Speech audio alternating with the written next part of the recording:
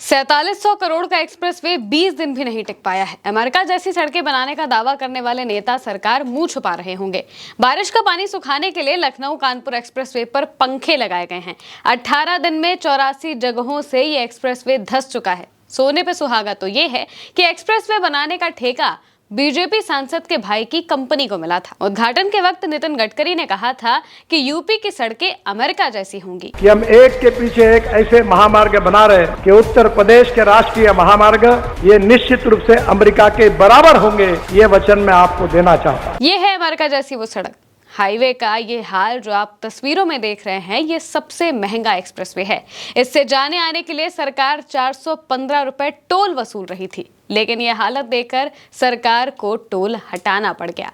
पहले कुछ तस्वीरें देख लीजिए, फिर हाईवे की हालत ऐसी क्यों है, कैसे है, किसकी वजह से है, सब बताएंगे। देखिए, सड़क की हालत ऐसी हो गई है कि ट्रक के उतरने में भगवान याद आ जा रहे हैं और भाषणों में यहाँ पर फर्राटे से गाड़ियां दौड़ने का दावा किया गया था। एक और तस्वीर देखिए, इतनी बड़ी बड़ी दरारें आ चुकी हैं कि सड़क में जैसे मानो बरसों पुरानी ये सड़क हो। एक और तस्वीर देखिए, पंखे लगाकर पानी को सुखाया जा रहा है ताकि पैच वर्क किया जा सके।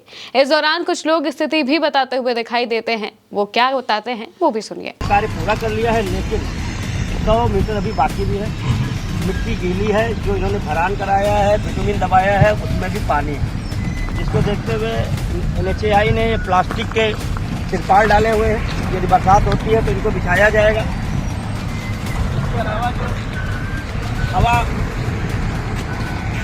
इसके अलावा जो हवा की नमी, जमीन की नमी को सोखने के लिए NHAI ने देखिए पंखे लगवाए हैं। इस तरीके के 10 पंखे लगे हैं यहाँ पर। दोस्तों, जब पहली बार सड़क धंसने का मामला सामने आया था तो NHAI ने कहा था कि कोई बड़ी बात नहीं है, इसकी खबर भी हमने आप तक पहुंचाई थी। इतना तो होता ही रहता है, यह NHAI का दावा था।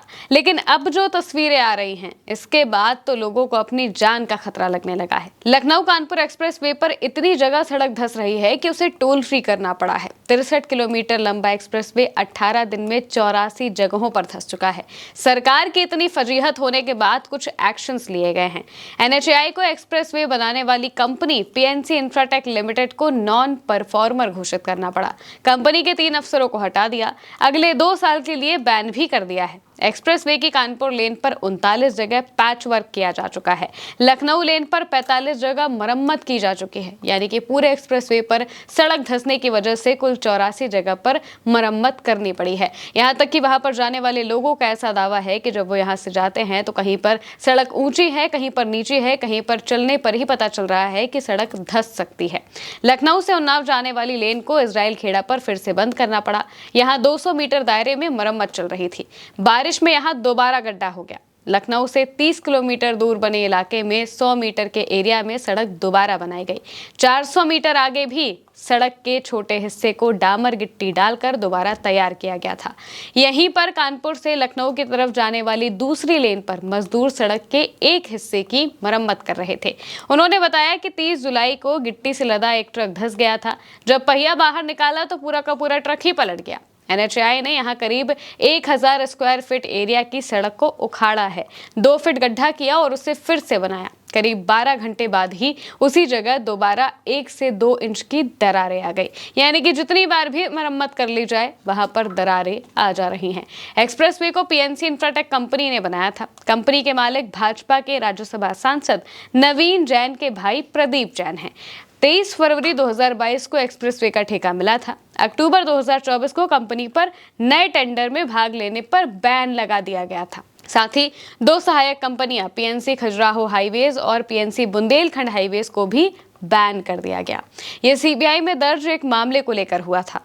कंपनी के अधिकारियों और कर्मचारियों पर NHAI के अधिकारियों को रिश्वत देने और अनुचित लाभ पहुंचाने की कोशिश का आरोप लगा था। हालांकि 1 साल बाद ही बैन को हटा दिया गया और ये कंपनी 13 जुलाई को इस पूरे एक्सप्रेसवे को तैयार करने के बाद उद्घाटन होता है। उद्घाटन में खुद नितिन गडकरी आते हैं, राजनाथ सिंह आते हैं, योगी आदित्यनाथ मौजूद होते हैं और यहीं से ऐलान किया जाता है कि यूपी की सड़कें तो अमेरिका जैसी सड़कें होंगी। और महज 18 दिन में इसी सड़क में, जो कि इतनी महंगी बनाई गई है, 1 किलोमीटर की लागत 75 करोड़ है और 75 करोड़ इसी गड्ढे में चले गए हैं जो आपको तस्वीरों में दिखाई दे रहे हैं। 63 किलोमीटर लंबे एक्सप्रेसवे बनाने में कुल 4700 करोड़ रुपए खर्च हुए हैं, यानी कि 1 किलोमीटर पर करीब 75 करोड़ रुपए खर्च हुए।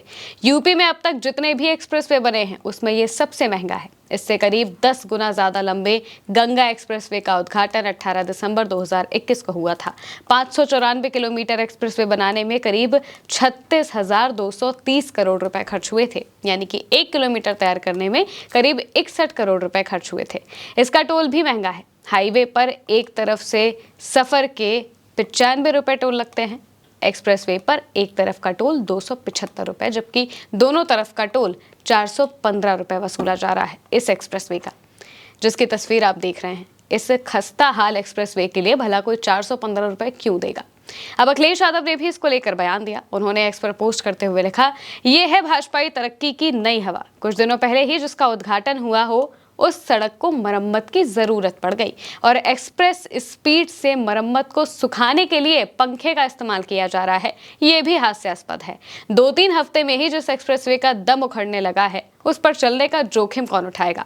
सवाल ये भी है कि अटल प्रोग्रेस वे योजना में ही रहेगा या फिर कभी बनेगा भी, या फिर कागजों में बनकर उसका हिस्सा बांट हो चुका है। भाजपा राज में हुआ हर निर्माण चलता कम है, धंसता डहता और गिरता ज्यादा है। इस अमेरिका जैसी सड़क पर चलना है तो अपने रिस्क पर चलेगा, क्योंकि बनाने वाले तो 4700 करोड़ उन्हीं गड्ढों में डुबो चुके हैं जहां लीपा पोती यानी कि पैच वर्क किया जा रहा है। और अभी भी जो NHAI है वो कोशिश कर रहा है कि इस पूरी लीपा पोती को संभाला जा सके, लेकिन अब बात बाहर निकल चुकी है। वीडियोस वायरल हो रहे हैं और हर तरफ यही सवाल उठ रहा है कि आखिर इस सड़क को बनाने में इतने पैसे कैसे लग गए, और अगर लगे भी तो आखिर वो गए कहां? क्योंकि यहाँ पर कहीं से भी कोई ढंग का काम होता हुआ तो नजर नहीं आ रहा है। फिलहाल के लिए मेरे यानी महिमा के साथ इस खबर में इतना ही। आप देखते रहिए उल्टा चश्मा।